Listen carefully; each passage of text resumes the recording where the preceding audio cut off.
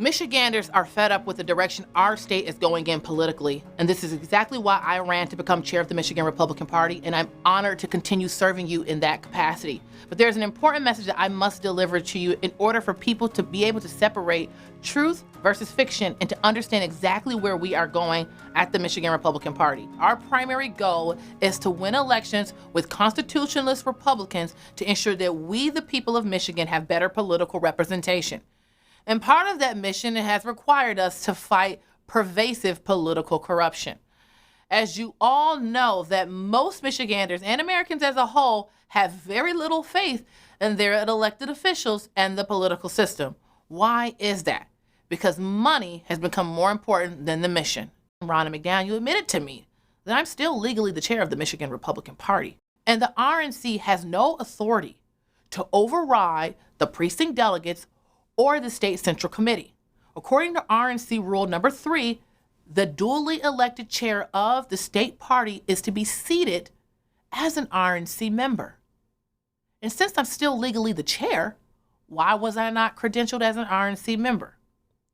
This is egregious that the RNC feels they have the authority to override the will of the state central committee and the delegates.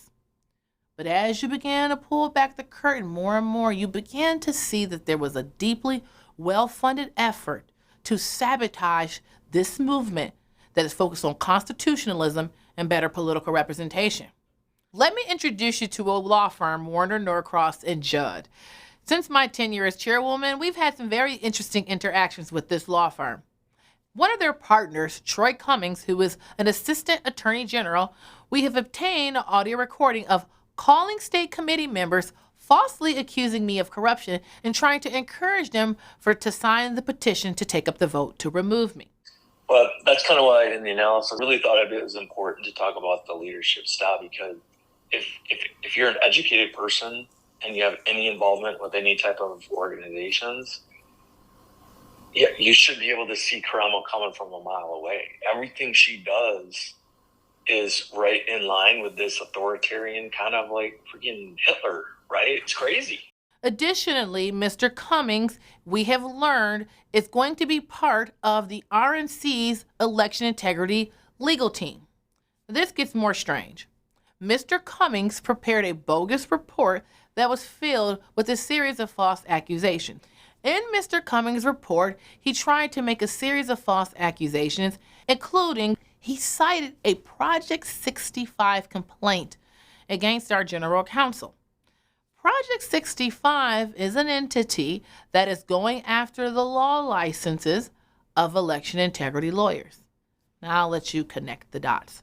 Why would a man who's an former assistant attorney general, a partner at a law firm, Warner Norcross and Judd, which the RNC has paid them for legal services, who was also going to be part of the RNC's legal team to fight election integrity, why would he prepare a report that cites Project 65, an entity that's trying to strip the law licenses away from election integrity lawyers? But let's keep going with Warner Norcross and Judd.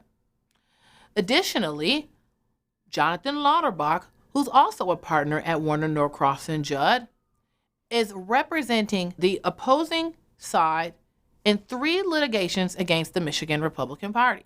One is a case in Hillsdale where there was a dispute over who the chair of the Hillsdale County Republican Party is. Mr. Lauterbach is also opposing counsel in the lawsuit dealing with the Michigan Republican Party Trust and Comerica Bank.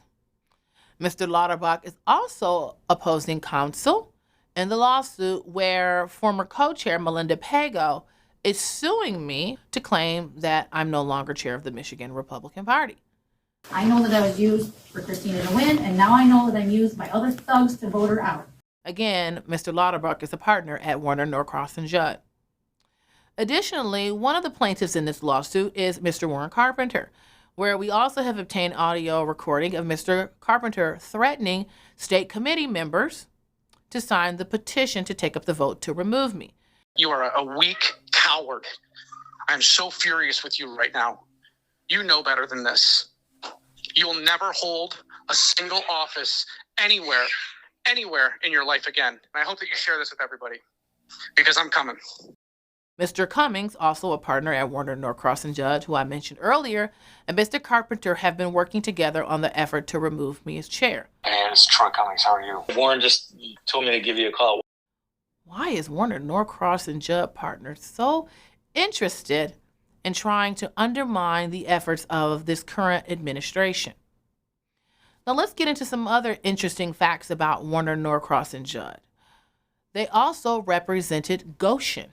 If you are unfamiliar with that matter, the Goshen Battery Factory is a Chinese Communist Party entity who is attempting to build a battery factory in mid-Michigan. This battery factory would have been 100 miles away from Camp Grayling, which is the largest National Guard training facility in the United States of America. It also would have been near Muskegon River, which obviously poses massive concerns to have a CCP entity building a battery factory near one of our military facilities and near a large source of water. This poses obvious national security concerns. However, Warner Norcross and Judd is representing them. Additionally, Warner Norcross and Judd represented GBI strategies. If you paid attention or are aware into the Muskegon County election fraud investigation, there was a situation where a city within Muskegon County, the clerk contacted the local police regarding a woman coming into her clerk's office and turning in thousands of voter registration forms, with many having the same handwriting. Upon an investigation, the local police found that there was a facility where they conducted a raid. They found guns with suppressors and optics and Pelican cases, in addition to burner phones, disposable credit cards, and voter registration forms.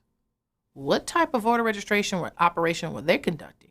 Well, of course, as we know, the Attorney General stepped in, the feds took the case over, and the local police were kicked out of it, and we hear no more. Put a kibosh on that. But who's the law firm representing GBI strategies? Warner Norcross and Judd. Now, it seems, if you consider all that this administration has been fighting for, our goal is to win elections. Our goal is to transform the Michigan Republican Party into a winning machine that fights for constitutionalism. Of course, those who want and benefited from the corrupt status quo are going to do everything to fight that. And it just seems that the individuals and entities who are at the forefront of collapsing our republic just so happen to be represented by Warner Norcross and Judd, the same law firm whose partner is involved in a fraudulent effort to remove me as state chair. Yeah, you should be able to see Karamo coming from a mile away. Everything she does is right in line with this authoritarian kind of like freaking Hitler, right? You connect the dots. My point to you is that we cannot tolerate this, and you have to know the truth of what's going on. There has been an ongoing and very well-funded and coordinated effort to pit precinct delegates against one another, to create chaos so the old order can return. Politics is dominated by three major things: bribery, blackmail, and bullying. And when you won't submit to those three, there's going to be an effort to destroy you, because those three elements allow for corrupt individuals to remain in office. We need a righteous renaissance within the Republican Party that restores us to our constitutionalist principles and our Judeo-Christian values. And those who don't want that, who've benefited, made millions from the corrupt status quo, obtained massive amount of power, or are themselves globalists, are going to do everything they can to disrupt and destroy. And they're going to have millions of dollars going into that effort. And many people will be shocked to know how many of your favorite conservative influencers and voices are on the take too. It's really sad to watch. But this is why our political system has been so corrupt. And the only way to fix it isn't going to be some political savior. It's going to be you and your friends and your family getting involved, understanding the system, and being good stewards of your community. It's going to be hard work. It's going to be brutal, but it's necessary to save the republic.